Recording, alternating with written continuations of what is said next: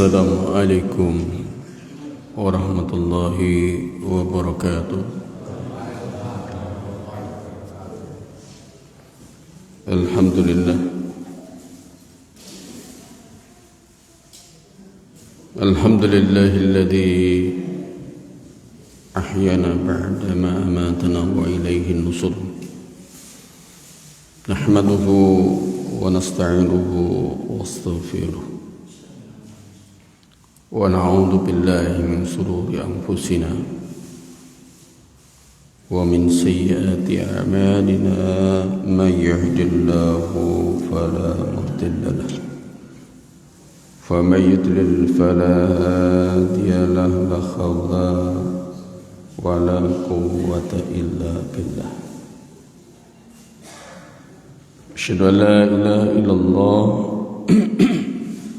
wa asyhadu anna Muhammadan abduhu wa rasuluh.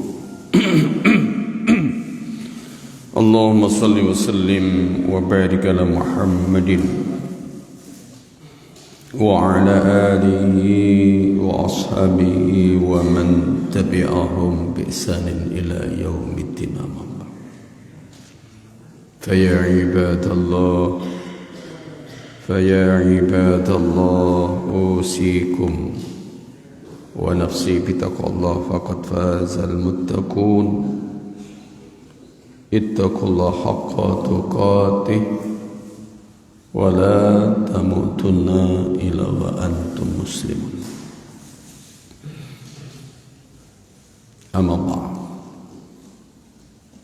Bapak-bapak, ibu-ibu, para jamaah salat subuh yang semoga kita semuanya dirahmati oleh Allah Ta'ala. Amin, amin, ya Rabbal Alamin. Mari kita mengawali di dalam perjumpaan pada pagi hari ini. Kita selalu bersyukur atas nikmat karunia yang oleh Allah limpahkan kepada kita, di mana kita masih diberikan limpah nikmat oleh Allah, terutama kesempatan kehidupan ini. Mari kita betul-betul menggunakan kesempatan ini dengan sebaik-baiknya. Jangan sampai kita terbuaikan dengan permainan kehidupan dunia dan meninggalkan tuntunan ajaran Allah Ta'ala dan Rasulnya. Karena sesungguhnya kita ada batas waktunya di dalam kehidupan ini, bahwa sesungguhnya kita dibatasi oleh ketetapan yang tidak bisa tidak, kita harus ke Allah Ta'ala. Tidak bisa tidak, kita harus pergi di dalam kehidupan dunia ini dan akan kembali kepada Allah Ta'ala. Oleh karena itu, mari kita betul-betul menjadikan kehidupan ini sebagai bekal kita di dalam kehidupan akhirat, bekal kehidupan yang kekal abadi di hadapan Allah Ta'ala nantinya. Dan mudah-mudahan kita semuanya dikumpulkan oleh Allah di jannahnya. Amin, amin, ya Rabbal Alamin. Salawat dan salam teraturkan kepada junjungan kita Khatamil Anbiya wal Mursalin Rasulullah Muhammad sallallahu alaihi wasallam, kepada keluarganya dan para sahabatnya dan orang-orang yang selalu istiqomah ada dalam dinul Islam yang hak ini. Bapak-bapak, ibu-ibu, mari kita lanjutkan kajian kita bab du'ai ila syahadataini wa syara'il islami, yaitu bab kaitannya dengan kewajiban mendakwakan syahadatain, yaitu dua kalimat syahadat. Kemarin sudah saya jelaskan sesuatu yang sifatnya sangat fundamental dan menafikan kepada semuanya selain Allah Ta'ala. Dan itu tidak hanya terbukti di dalam lisan kita, pengakuan kita, tetapi tiga komponen yang kemarin juga sudah saya sampaikan kepada panjenengan, yang namanya hati, ujaran atau ucapan dan amal harus sama. Apabila tidak sama, maka terjadilah beberapa fenomena yang walaupun mengaku muslim, apa yang terjadi? Maka mereka bagian dari orang-orang yang kena penyakit nifak. Orang-orang yang kena penyakit yaitu nifak, kefasikan. Dan Al-Quran menyebutkan mereka adalah orang-orang munafik. Dan lebih dari itu, apabila kemudian mereka berlawanan dengan apa yang mereka lontarkan, maka dan mereka menentang terhadap apa yang telah ditetapkan oleh Allah Ta'ala, maka sesungguhnya perbuatan mukafirah, perbuatan kekufuran, perbuatan yang namanya kekafiran telah dia lakukan. Dan kita diceritakan bagaimana Rasulullah SAW mengutus Mu'ad bin Jabal, yaitu di daerah Yaman. Apa yang mesti harus didakwakan dahulunya? Ternyata yaitu kalimatut tauhid, kalimatut syahadatain, yang kemudian memerintahkan kaitannya dengan amalan-amalan yang lain yang itu merupakan cerminan dari syahadatain. Ada beberapa yang kemarin sudah saya sampaikan kepada panjenengan semuanya.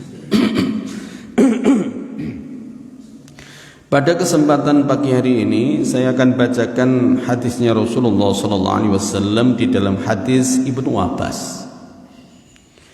Hadis Ibnu Abbas radhiyallahu anhu anna Nabiyya sallallahu alaihi wasallam, sesungguhnya Nabi sallallahu alaihi wasallam ba'asa Mu'adan ilal Yamani, yaitu Rasulullah sallallahu alaihi wasallam telah mengutus yaitu Mu'adan, yaitu Mu'ad ilal Yamani, ke daerah Yaman. Faqala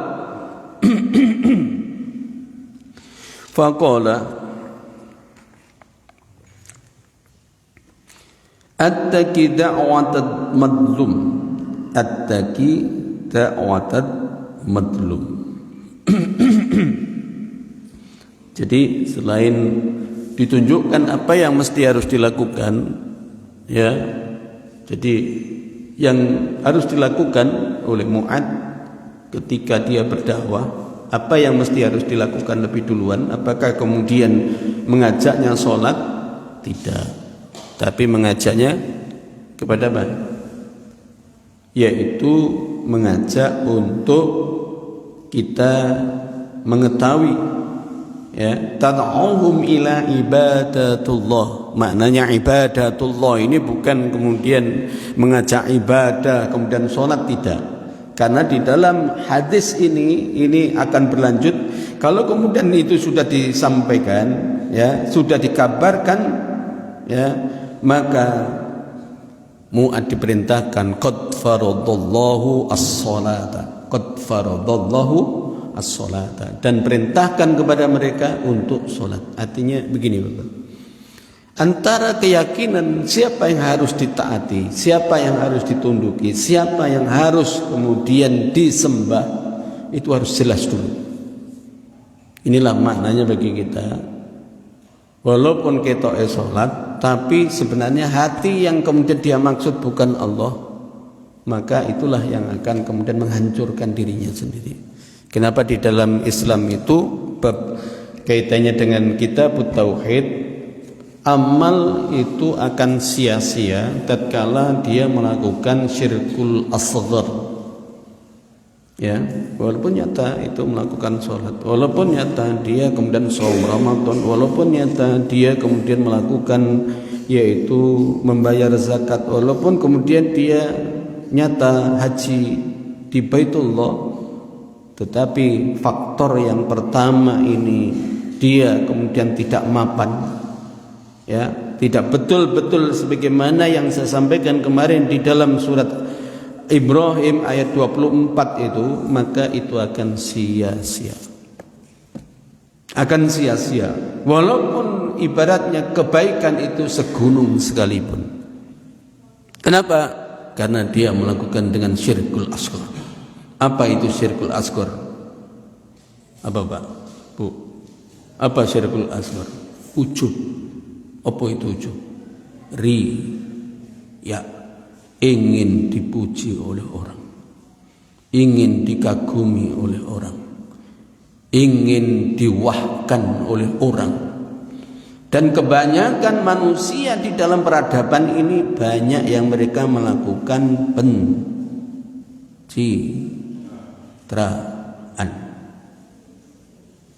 Na'udzubillahi min dzalik. Inilah yang kemudian nanti di padang mahsyar, di dalam hadisnya Rasulullah SAW, di dalam hadis qudsi, maka orang kemudian apa? Terhenyak. Mereka merasa melakukan amal kebaikan yang banyak, tetapi ternyata apa? Tidak ada apa-apa terhadap amal yang dia lakukan dalam kehidupan dunia dahulu. Kenapa ini? Karena dia syirkul asghar. Ada sesuatu yang kemudian mendahului daripada keyakinannya kepada Allah Azza wa Jalla. Ada sesuatu yang kemudian dia ibadahi, yang dia patut kemudian dia tunduki, yang kemudian dia taati selain Allah Ta'ala. Ayo hati-hati kita dalam kehidupan ini, karena syirik itu adalah sesuatu yang sangat lembut, sangat kemudian apa? Seperti abstrak lah. Kalau kemudian kita tidak kemudian apa? Berhati-hati, maka kita pun akan mengenai gitu. Lebih-lebih kaitannya dengan hati. Siapa yang mengetahui? Maaf, saya enggak menuduh. Ya. Panjenengan semuanya, saya pun kemudian apa? Panjenengan enggak mengetahui apa yang ada dalam batin saya. Para jamaah tidak mengetahui, maaf ini ibu-ibu yang duduk beginian ini. Halo ibu-ibu. Yang ada di deretan terakhir itu kemudian apa? Datangi yang namanya pengajian ini itu kemudian karena apa? Itu Allah yang tahu dan panjenengan yang tahu. Sehingga inilah yang kemudian Allah Rasulullah dengan lisannya Rasulullah SAW menyatakan innama a'malu binniyat. Sesungguhnya amal itu tergantung dari niatnya. Fa in kana hijratuhu ilallah wa rasuluh,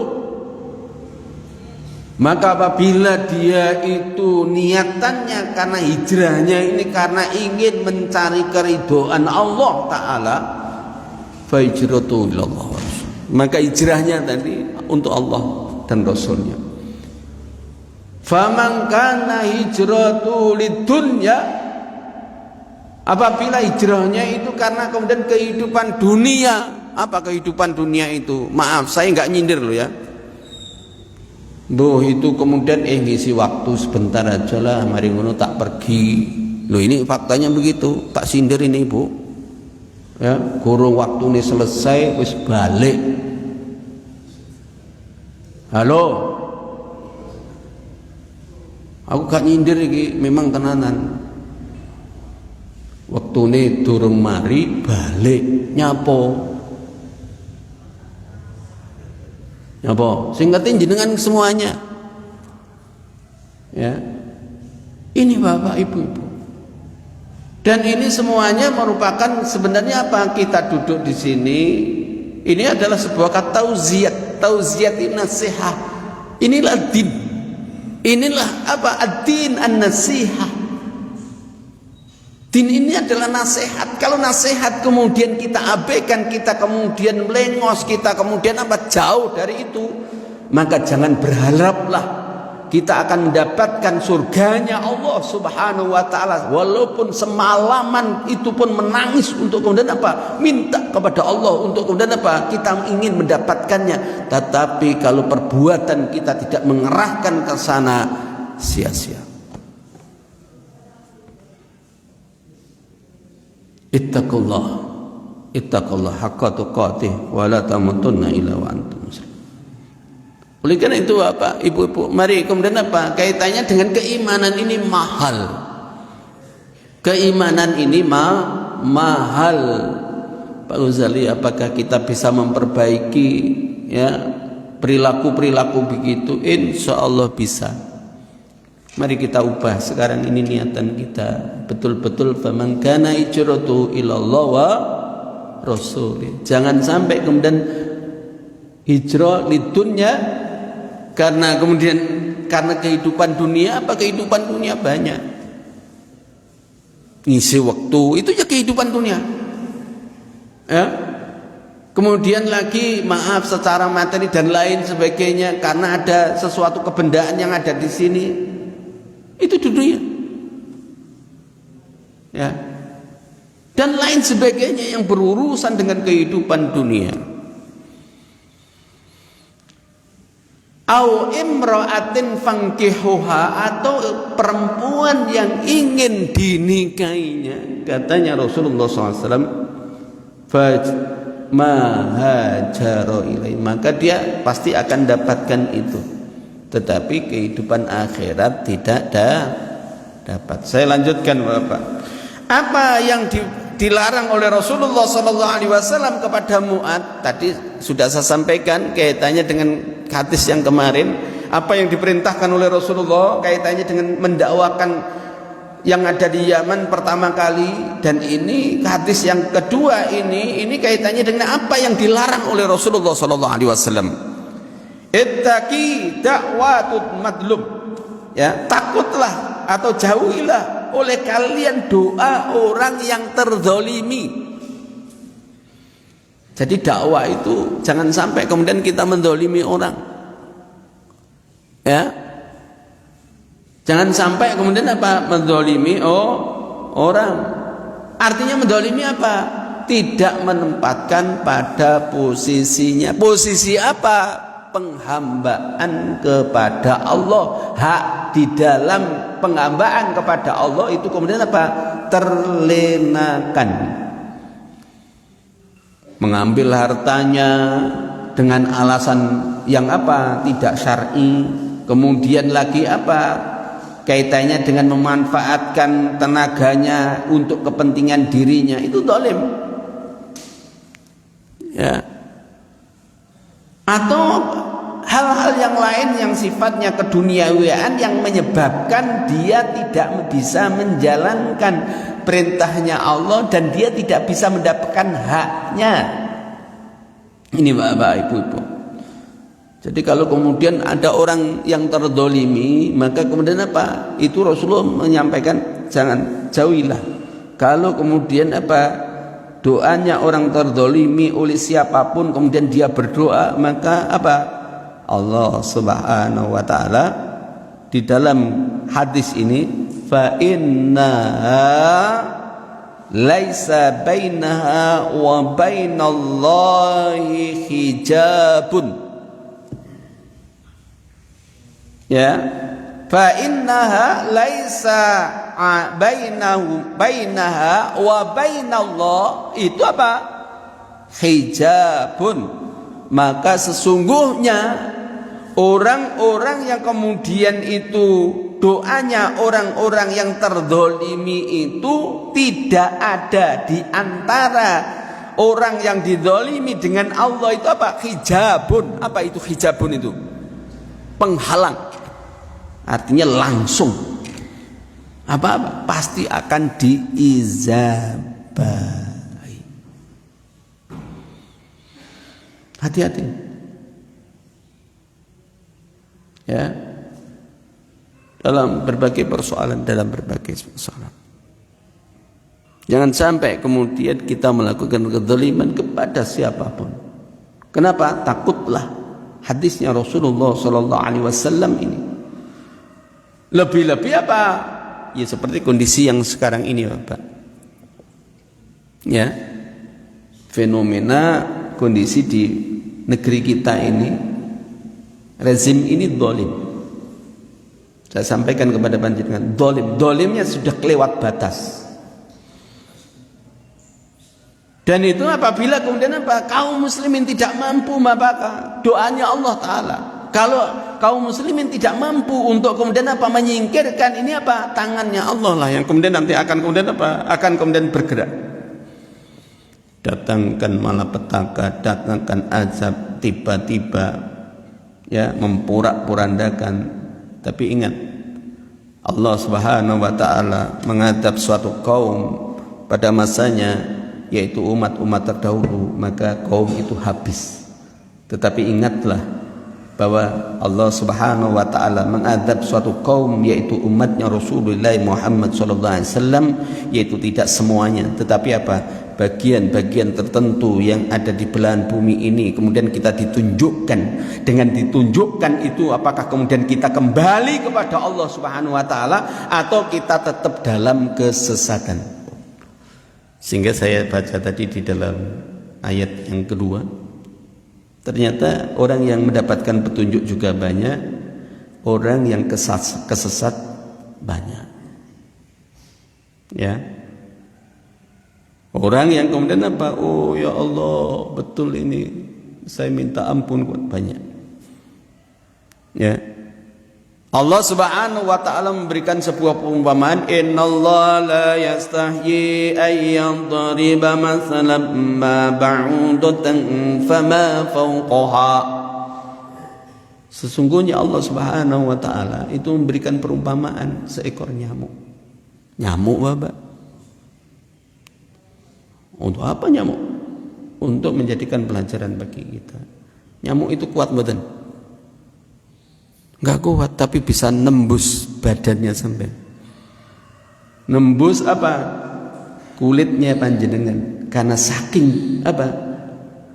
Pinternya, yang mana kepinteran itu dimiliki oleh nyamuk dan diizini oleh Allah Subhanahu wa taala. Apa? Pori-pori kita ini dengan sungutnya yang kecil itu bisa masuk. Ya, bisa masuk dia. Dan tatkala kemudian nyamuk pun kemudian melekat itu, apa yang kita dapati ini, tangan kita, satu jari atau jentik saja sekalipun, kalaupun kemudian untuk kemudian menggilasnya, maka sudah tidak berbentuk nyamuk. Kerongkongane ra ono. Ya. Sejajar dengan kulit kita. Itu nyamuk, enggak punya kekuatan. Tetapi Allah menunjukkan, jangan sombong kamu kelihatan gagah. Jangan sombong kamu kemudian apa? Kelihatan sehat. Tapi sesungguhnya dengan hewan yang kecil saja kamu pun tidak bisa berbuat apa-apa. Walaupun tatkala kalau kemudian seandainya kamu pun bisa menangkapnya dan kemudian membunuhnya sampai dia tidak berbentuk kembali yang namanya binatang tadi, tetapi sesungguhnya itu kemudian apa? Menjadikan peringatan bagi kita tidak memiliki daya upaya kecuali Allah mengizinkannya. Maka apa yang kemudian terjadi dengan perumpamaan ini, atau yang kemudian lebih kecil daripada nyamuk, ya, seperti kemudian kaitannya dengan corona kemarin itu, kita kan nggak bisa melihat corona. Kita dibelajarkan dengan corona, kemudian apa? Dengan virus, pada akhirnya kemudian apa? Siapa yang mau kembali dan siapa yang kemudian mereka tersesat itu apa? Allah mengatakan yudillu, yang kemudian apa? Mereka itu katanya fa ammal ladina amanu fayalamuna annahu lahaqqu min rabbihim wa ammal ladina kafaru fayaquluna madza aradallahu bihadza masalah yudillu katsira wa yahdi katsira. Orang yang tersesatkan banyak dan orang yang kemudian mendapatkan petunjuk juga banyak. Mari kita yang tahu, yang merasa, yang kemudian ini adalah jiwa-jiwa kita masing-masing. Pak Ghazali, kalau kemudian bagaimana, apakah saya bisa kemudian menata kembali kehidupan saya?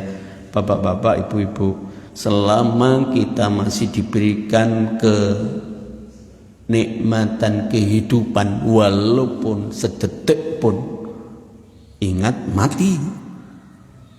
Maka apa? Maghfirah Allah. Maghfirah Allah. Ya, lebih-lebih diberikan kesempatan untuk apa? Untuk bisa menata secara perbuatan dan etikat kita. Berarti Allah itu Maha Penguasa, Maha ini. Iya. Jangan sampai kemudian kita sudah diberikan waktu yang kemudian kenikmatan dengan pelajaran yang begitu kita pun mengabaikan, maka berlalulah itu berlalu. Ini saudara. Ya. Dan ayat yang selanjutnya Allah kemudian menyebutkan orang-orang yang kemudian ditunjukkan ini kemudian dia tidak mau dengan ayat-ayat tadi, maka sesungguhnya dia adalah orang-orang yang merugi.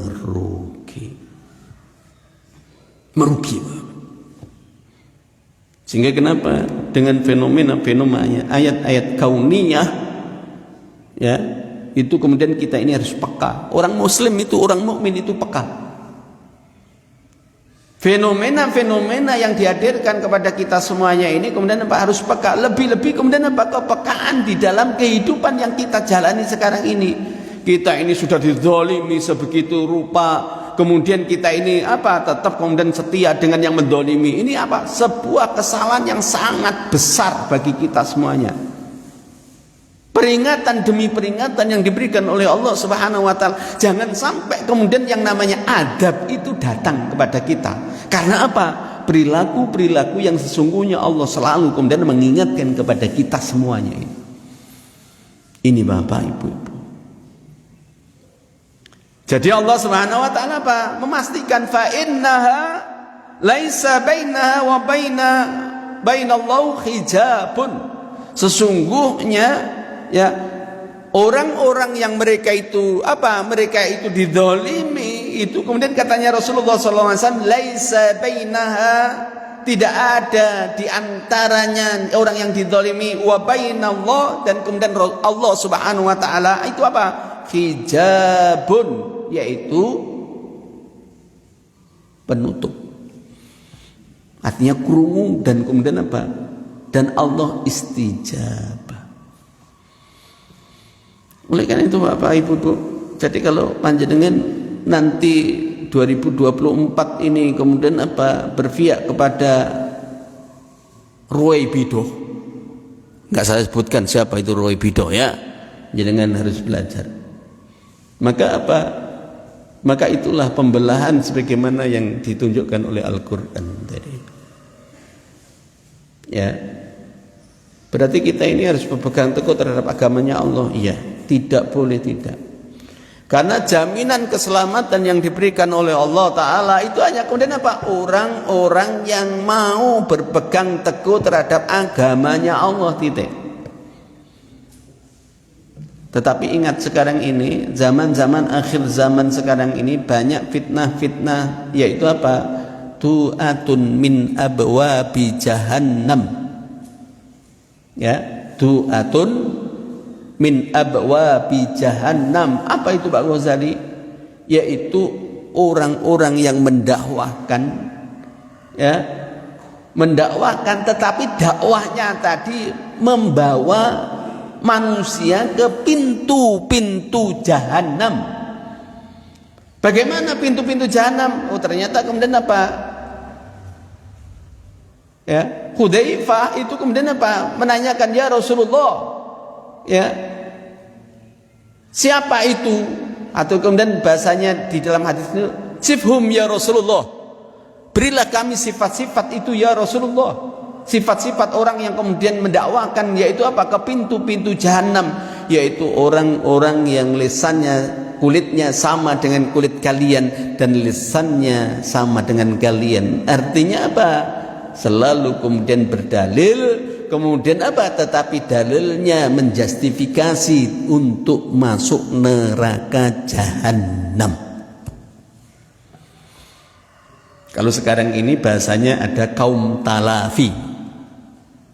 Kaum talafi itu orang yang berdalil Al-Quran dan Sunnah, tetapi dia tidak mau tunduk dan patuh kepada Allah, ya, walaupun itu pemukanya, tokohnya menyimpang dari hukumnya Allah, dia mengatakan kami tunduk kepada pimpinan kami. Ini kaum talafi. Dan dalam kehidupan sekarang ini kita bersama mereka. Artinya apa? Orang macam ini kemudian apa? Hidup di sekitar kita. Hati-hati ini apa?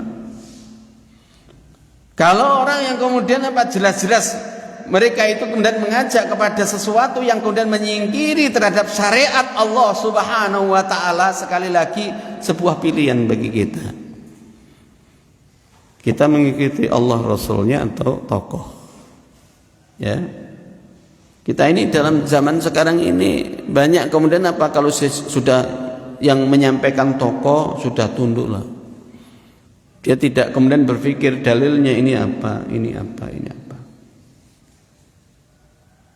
Ya saya sebutkan saja ya, seperti kasus Idul Adha kemarin.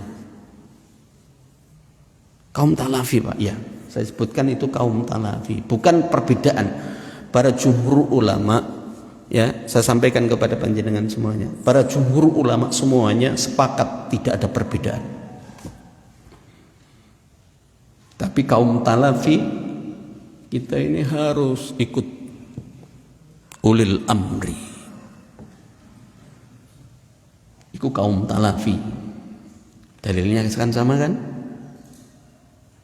Mengatakan Syafi'i, tengok Syafi'i. Enggak. Mereka mengatakan itu.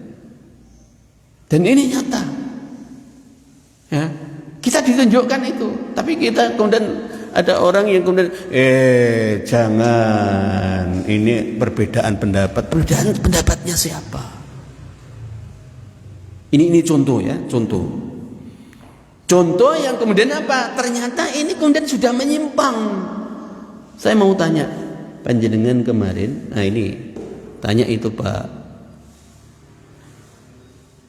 Takmir, Pak Wahid. Nah, siapa yang kemarin kontak Pak Wahid tanggal 28 WA? Ya, Pak Wahid. Arafahnya kapan Pak Wahid? Loh ini fakta loh. Ya, Arafahnya kapan? Kapan Pak Wahid? Tanggal pinten? Ojo wedi Pak. Ngomongnya wedi loh Pak Wahid. Orang itu wedi. Tanggal 28. Detik itu pun kemudian apa? Itu sudah bisa kita apa? Jangan pun punya HP toh. Halo. Halo. Maaf Bapak, di HP ku. Jangan bisa kemudian lihat di apa live Saudi ini ya. Bacaan mereka dengan yang kemudian ada di sini hampir bersamaan. Ya, bumi ini satu, Bapak. Enggak boleh kemudian apa kita kemudian apa menselisih terhadap syariat Allah Subhanahu wa taala dengan kemudian mengada-ngadakan oh itu kami dari ulama kami. Nah, kalau kemudian ulama kami para salafus saleh kemudian tidak satu pun yang kemudian menjadikan dalil itu sebagai apa pegangan dan tidak ada alasan sedikit pun, maka apa sesungguhnya ulama-ulama yang mereka bawa adalah ulama-ulama ulama palsu. Loh betul ini. Oh kita bermusyawarah istimbat. Ini saudara. Lebih-lebih saya pernah membaca riwayatnya hadisnya Rasulullah SAW yang berwenang untuk kemudian melakukan ru'yah adalah waliul Makkah. Inilah sebagai contoh ya, sebagai contoh yang kemudian para salafus saleh. Siapa tahu salafus saleh itu? Rasulullah sallallahu alaihi wasallam, setelah Rasulullah sallallahu alaihi wasallam para sahabat, kemudian para tabi'in, orang yang kemudian berjumpa dengan sahabat Nabi, kemudian para tabi'it tabi'in, yaitu orang yang berjumpa dengan orang yang pernah berjumpa dengan sahabat Nabi. Maka apa? Itu yang boleh kemudian kita ikuti. Tapi tatkala kemudian muncul berikutnya yang kemudian menselisihi terhadap ajaran Allah Subhanahu wa taala, maka wajib hukumnya ditinggal. Lu betul ini? Ya, wajib ditinggal Pak Ghazali. Ya, wajib ditinggal siapapun itu, mengatasnamakan ulama, mengatasnamakan kumpulan ulama. Ya, tapi kalau berbeda dengan apa yang kemudian ditunjukkan oleh Rasulullah SAW dan para salafus soleh ini, maka apa? Kita harus meninggalkan, kita harus bersepakat dengan para orang-orang as-sabiqunul awwal. Ini para jamaah rahimakumullah. Lah kita dizalimi, kita pun ya kita mengikut. Yo ben salahin nanti ditanggung oleh katakanlah sana. Enggak, kita ini nanti kemudian apa? Dimintai pertanggungjawaban sendiri-sendiri apa kelompok? Sendiri-sendiri. Ya, oleh karena itulah yang kemudian apa? Kita diperintahkan oleh Rasulullah SAW, taraktum fikum amrayni wa in tamasaktum bihima. Ya, wa in tamasaktum bihima. Kalau kalian kemudian berpegang teguh terhadap keduanya, lan tadilu abadan, kalian tidak akan tersesat selama-lamanya. Apa itu? Kitabullah wa sunnati Rasulillah. Loh, Pak Ghazali dia juga menggunakan Al-Quran Sunnah. Dalilnya benar tapi penerapannya keliru. Itulah kaum talafi, Pak. Panjenengan bisa browsing kaum talafi di Google juga ada ya. Itu kemudian apa? Dan itu panjenengan akan dapati orang yang di sekitar panjenengan, dia kulitnya sama dengan panjenengan, pembicaraannya sama dengan panjenengan. Inilah yang kemudian dikatakan min abwabi jahannam. Oleh karena itu Bapak Ibu-ibu, mari kita ini kemudian apa? Berhati-hati dalam kehidupan yang fana ini. Akhrajahu fil kitabil madzalim, ya, madzalim babu ittiqai wa hadri min da'wati madlum, yaitu hadis ini dikeluarkan oleh Bukhari fi kitabil madzalim, yaitu di dalam kitab madzalim, kezaliman, bab kaitannya dengan menjaga diri dan mewaspadai diri dari doanya orang-orang yang dizalimi. Berhati-hatilah Bapak-bapak ya, kalau orang dizalimi itu doanya istijabah, tidak akan ditutupi oleh Allah, tidak akan ditunda oleh Allah, pasti itu akan mengenai orang tadi. Dan ingat, mengenai itu bukan langsung kemudian apa, langsung kemudian bim salah bim kemudian itu didoakan kok gak kena ya, tapi Allah kemudian menggilirkan mereka. Ya, menggilirkan mereka. Dan fenomena-fenomena yang seperti itu hadir di negeri ini. Ya, mari kita camkan dengan pembunuhan 6 syuhada itu. Mulai bergeser apa yang kemudian doanya kaum muslimin ini akan kemudian apa? Mengenai para penzalim-penzalim. Oleh karena itu Bapak, saya mengharapkan 2024 jadilah panjenengan semua yaitu termasuk orang-orang yang menyongkong terhadap peradaban Islam. Ya, karena berdasarkan hadisnya Rasulullah SAW, 100 tahun akan muncul mujadid. Dan kalau 100 tahun maka apa? Tahun 2024 itulah 100 tahun dari sebuah peradaban kehidupan. Kalau panjenengan kemudian berpihak kepada orang-orang yang zalim, orang-orang yang kemudian itu berkhianat kepada Allah Subhanahu wa taala dan Rasulnya, hati-hatilah kita bahwa kehidupan kita itu tidak lama dalam kehidupan dunia ini. Kehidupan kita dibatasi dengan umur, kehidupan kita dibatasi dengan kekuatan jiwa kita, tubuh kita, badan kita. Janganlah sombong kemudian kita ini kemudian apa terhadap jiwa-jiwa yang lemah ini. Jangan kemudian apa kita sombong terhadap apa-apa yang sekarang ini mungkin kita mendapatkan status jabatan ataupun kedudukan. Sesungguhnya Allah kemudian memperingatkan kepada orang-orang yang memiliki kedudukan dan status-status jabatan tadi, sesungguhnya orang yang kemudian menolak agamanya Allah dari peradaban sebelumnya kita, orang-orang yang kemudian mereka dahulunya pernah kemudian diutus para nabi-nabi, ternyata penentangnya adalah tokoh-tokoh masyarakat dan pemuka-pemuka kaum, yaitu para pejabat-pejabat. Hati-hati ini. Gue ngendi Pak Ghazali, panjenengan baca sendiri di dalam surat Al-A'raf ayat 1 sampai selesai. Karena di situ banyak cerita-cerita bagaimana ucapan, bagaimana tindakan, bagaimana kemudian Nabi Soleh, kemudian Nabi Hud, Nabi Lut, Nabi Muhammad SAW pula, Nabi Musa, semuanya. Kemudian apa? Itu kemudian diceritakan bagaimana sikap pemuka-pemuka kaumnya, bagaimana sikap-sikap orang-orang yang hidup pada masa itu, ya. Maka kemudian apa? Diceritakan oleh Al-Qur'an. Pandai-pandailah kita mengambil ibrah itu semuanya. Mungkin itu saja Bapak yang bisa sampaikan pada kesempatan kali ini. Mungkin ada yang ditanyakan, silakan.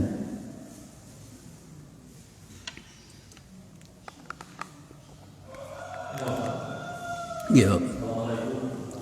Waalaikumsalam. Dalam dunia medis itu kita harus takut, bahkan sekarang takut dan menghindari orang yang kena penyakit. Di saat ini kita katakanlah tidak boleh takut selain kepada Allah. Misal seperti saya sama Pak Haji di Kaminan tadi kena ada penyakit napas. Saya pernah punya rasa takut dekat Pak Haji. Itu apa termasuk syirik kita? Demikian. Waalaikumsalam. Bapak-bapak, ibu-ibu, jadi kaitannya dengan penyakit, maka panjenengan bisa buka di dalam kajian saya ini. Rasulullah SAW menyebutkan bahwa penyakit itu semuanya tidak menular, tetapi ada penyakit-penyakit tertentu karena berdasarkan perintahnya Rasulullah SAW, kita ini kemudian apa? Harus menjauhinya, seperti kusta. Ya, kusta. Itu kita harus menjauhinya. Artinya menjauhi itu kemudian apa? Apakah kemudian kita kemudian buang? Tidak. Ya. Tetapi rasa takut itu bukan kemudian dalam artian kemudian kita ini menghilangkan kemudian apa keyakinan kita terhadap Allah. Tatkala kalau kemudian nanti kita dekat dengan Dia, kemudian apa? Kita ini kemudian ketularan, itu yang salah. Ya. Jadi orang yang kemudian mereka menghindar karena apa? Karena pemahamannya ketularan, maka itu salah. Nanti bisa sakit, itu salah. Tetapi apa? Karena diperintahkan oleh Rasulullah untuk menghindar. Ya. Lah kalau menghindar iku Pak Wahid ora dadi bendahara rumah sakit. Lha iya to? Nggih to mboten? Penyakitnya napa-napa Pak? Kan kathah to? Lah ini. Loh, nata dalam perasaan ini seperti itu loh. Tetapi kebanyakan manusia gimana? Pada akhirnya seperti orang Yahudi. Orang Yahudi itu begini Pak. Jadi kalau perempuan itu head, itu apa? Seperti orang yang harus diasingkan. Itulah perilaku orang Yahudi. Ya. Kalau di dalam pemahaman Islam, kaitannya dengan penyakit itu adalah datangnya dari Allah, dan apabila kemudian bagi pelakunya, artinya orang yang mendapatkan penyakit itu, maka sesungguhnya ingatlah bahwa itu adalah ibadah kepada Allah Ta'ala, dan apabila dia ikhlas dan sabar maka akan menghapus dosa. Apa yang terjadi sekarang? Syirik lagi lah. Kok gak mari-mari, wis tak tambah neng ini, tak tambah neng ngono. Ya, nggak mari-mari pada akhirnya apa? Ojo boleh mari, kok disuwotok. Sering mboten itu? Halo? Sering mboten? Halo? Syirik. Ini Bapak. Jadi menghindarnya itu karena takut, karena kemudian penyakit tadi itu syirik Pak. Tapi kalau kemudian apa? Karena itu merupakan perintahnya Allah Subhanahu wa taala, maka itu apa yang terjadi? Dan Rasulnya, karena kita tunduk dan patuh kepada Allah. Ini loh ya. Kalau kemudian itu apa? Kalau kemudian takut, ya seperti tadi loh. Maknawiyahnya Pak Wahid pergi dari situ. Nggih Pak Wahid nggih. Lho iki lho wong rumah sakit. Rumah sakit. Paham nggih? Sing ditakuti berarti apa? Hanya Allah. Ya. Jangan ditinggal. Orang sakit itu perlu napa? Motivasi. Maaf, di dalam kitab ini pun Bapak ya, orang stres itu awal penyakit. Itu sudah penyakit. Loh, dalam hadisnya Rasulullah ini loh. Hanya saja kita kan berbicara tentang iman. Nanti ada kitab yang bab kaitannya At-Tib An-Nabawi di dalam kitab ini. Ya, At-Tib An-Nabawi. Ternyata apa? Dalam hadis sahih, penyakit tidak menular. Kemudian dalam hadis sahih, orang stres itu kemudian apa? Awal dari penyakit. Oleh karena itu, jenengan kemudian apa? Jangan stres. Terus gimana supaya nggak stres Pak Ghazali? Ingatlah kepada Allah, semuanya itu dengan bi'idz. Ma asaba min musibatin illa bi'idznillah. Ya maaf, saya sekarang sebenarnya masih berkabung kalau bahasanya umum ya. Tapi apakah kemudian saya kemudian apa? Membatasi diri untuk berdakwah? Enggak, jarang berdakwah. Ya. Kenapa? Karena ketetapan Allah. Sampai kapanpun. Ya. Mari ngono loyo. Kenapa kemudian orang yang datang, berilah, doakan saya kuat, istiqomah. Kenapa? Memang berat Bapak. Loh, betul. Tapi panjenengan suruh kemudian saya itu bercerita, saya nangis. Ya. Tapi apa? Saya minta doa dari saudara-saudara untuk kemudian apa? Saya dikuatkan. Karena dengan doa-doa itulah yang kemudian apa? Saya yakin Allah yang memberikan kekuatan yang menggenggam jiwa ini. Ini loh. Paham ya? Jadi tidak menjalankan karena Allah, bukan karena Pak Sinti sakit. Dan mari ngono didoi orang doakan ini ya. Ya, lebih-lebih salaman pun, maaf Bapak, salaman pun kan banyak orang kemudian. Nah, begini gimana kemarin? Wonten tuntunan mboten? Halo. Jenengan kan diajari ngene toh? Yang kemarin loh.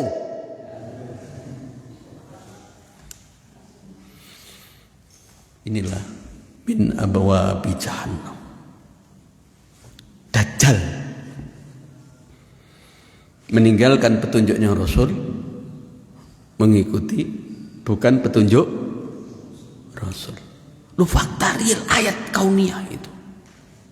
Tapi banyak orang yang kemudian pada akhirnya betul yudillu katsira wa yahdi bihi katsira. Oleh karena itu monggo Pak kita tata semuanya. Wah kalau gitu kita ini harus memantapkan diri kita semuanya Pak Ghazali. Iya.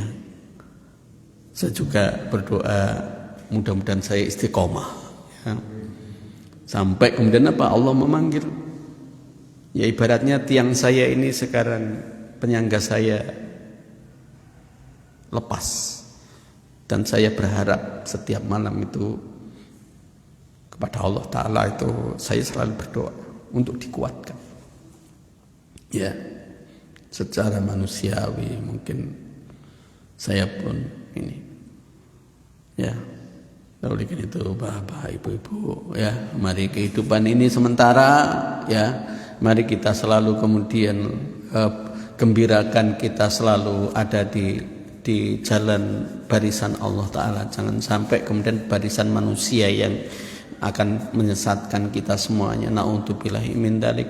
Jadi mari kemudian kita selalu istiqamah, berkumpul dengan orang-orang yang alim, orang-orang yang kemudian tetap teguh di jalannya Allah. Fa insyaallah kita akan kembali kepada Allah Ta'ala dalam kondisi husnul khotimah. Amin amin ya rabbal alamin. Mungkin itu saja yang bisa sampaikan. Bapak ibu-ibu, kita akhiri dengan doa kafaratul majlis. Subhanakallahumma wa bihamdika asyhadu an la ilaha illa anta astaghfiruka wa atubu ilaik. Wassalamualaikum warahmatullahi wabarakatuh.